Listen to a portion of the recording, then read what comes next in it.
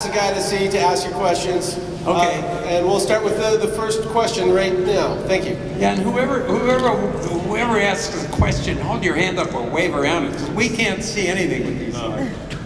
We'll actually put them on camera, so they'll be on the monitors just down there. Oh, okay, I see. Okay. I see us on that. Okay. Oh, it's me. Yeah. Hi. Hi. We love your work. Okay, I didn't want to begin with this question, but that's my question. Night of the Living Dead, the first one, was one of the first movie with a black hero. And at that moment, because before all this blaxploitation, and at that moment, was like a meaning, or it just happened? You want to put a black guy as a hero, or you want to say something with it? Well, the reality is that Dwayne Jones, rest his soul, he was a great guy.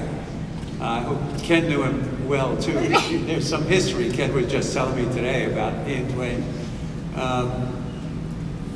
He was the best actor from among our friends. And when I wrote the script, when Jack Russo and I first wrote the script, we didn't describe him as black, white, yellow, anything. He was just a guy. And in fact, in our minds, he was a white guy.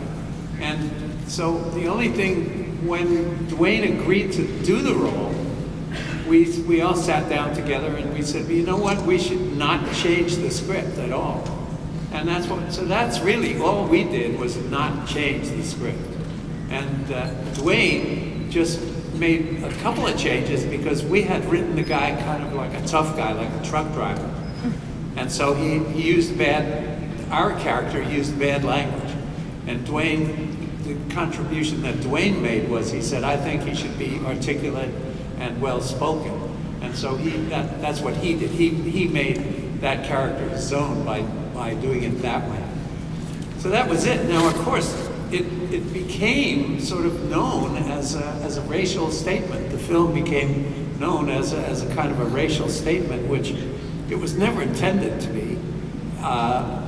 It was more meant to be about just people's inability to understand each other and to get along, and like that, without a racial overtone. Race is never mentioned in that film, but obviously the way Dwayne gets treated and the way the posse comes and shoots him down and everything it was that time. It was 1968, and the night when we drove the first copy of Night of the Living Dead, the first print that we ever had, we were driving into New York to show it to see if people wanted to distribute it. And that night, in the car, we heard that Martin Luther King had been assassinated.